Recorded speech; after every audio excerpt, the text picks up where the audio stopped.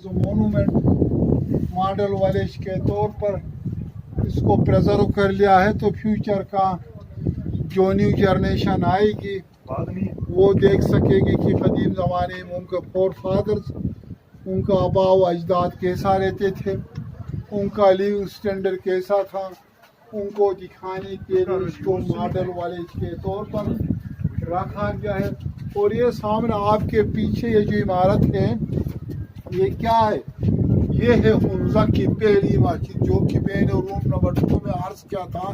یہ ہنزہ کی پہلی مسجد ہے، جب یہاں پر شروع میں اسلام کا ایڈونس ہوا تھا، یہاں پر اسلام آیا تھا، تو یہ اس وقت بنایا گیا تھا۔ یہ مسجد تقریباً 450 سال 500 سال پرانی مسجد کو ہنزہ کی تاریخ میں پہلی مسجد کے نام سے یہ مشہور ہے۔ باقی نیا حصہ ہے، this section is built by British after their arrival.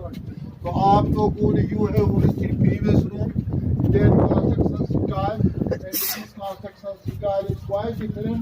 This portion was built for European people and European style.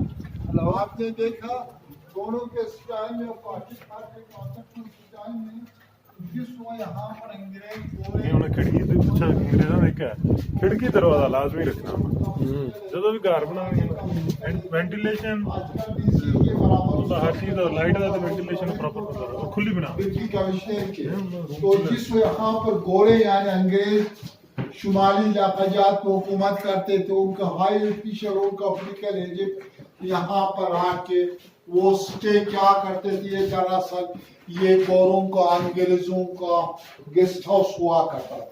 تو بھائیوں یہاں پر آپ کو چند تصاویر نظر آئے گی، تصاویر تقریباً 1935 1932 کے چند پکچر۔ تو اس زمانے میں 1935 میں یہاں پر گورے ہوتے تھے، مقامی لوگوں کے پاس کیمرہ نہیں ہوتا تھا۔ یہ جو تصویریں آپ کو نظر آ رہی ہے یہ انگریزوں کے لیے تصاویر ہے جو کہ 1935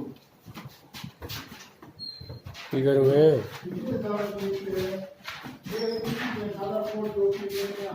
یہ ہے وہاں پہ ابھی وہاں سے جو اصل فورٹ ہے نا وہ وہاں پہ، یہ یہاں تو کچھ بھی نہیں، انہوں نے پورے سلطنتوں کے بادشاہوں کی پوری تصویریں اور ساتھ لکھا بھی ہوا ہے یہاں پہ واقعی کوئی میوزیم کوئی سامان نہیں ہے۔